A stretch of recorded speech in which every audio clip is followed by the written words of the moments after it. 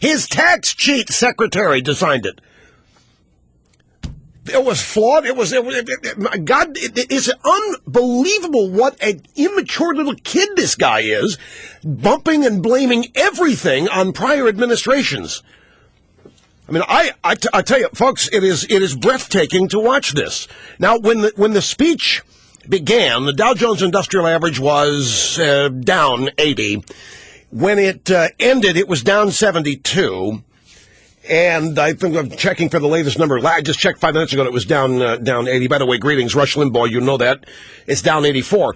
EIB Network telephone number 800-282-2882. If you want to join us, email address lrushbaugh@eibnet.com.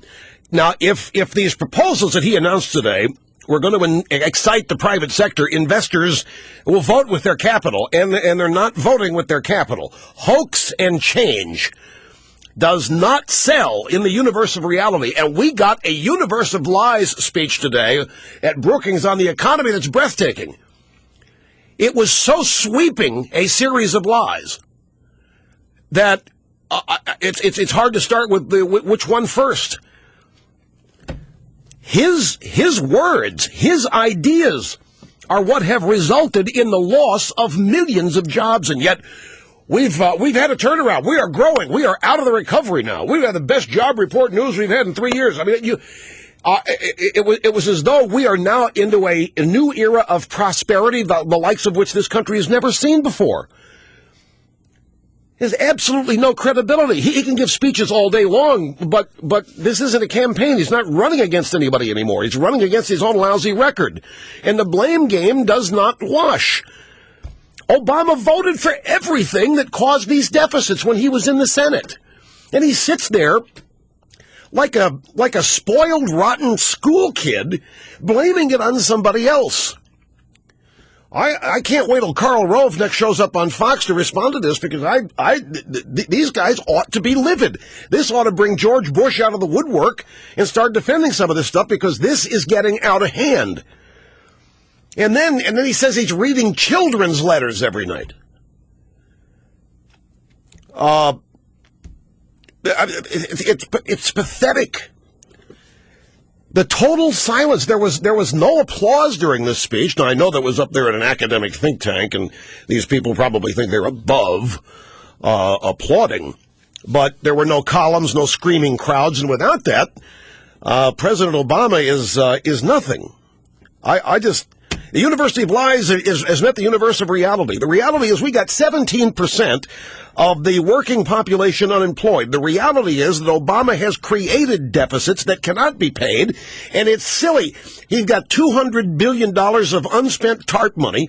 He talks about, well, banks are going to be so well, we're repaying this stuff for profits of the taxpayers, and then that profit's going to be what? Recycled and spent back on more stimulus, creating jobs that have not been created by stimulus. This economy, if it is fighting back, this economy, if it is showing some sort of a trend to the positive, is happening in spite of him, not because of him.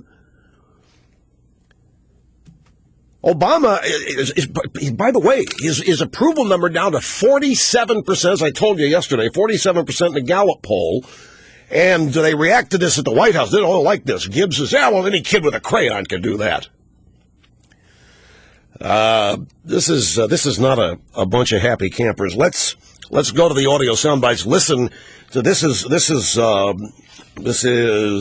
the president summing it all up here, blaming George W. Bush. One of the central goals of this administration is restoring fiscal responsibility.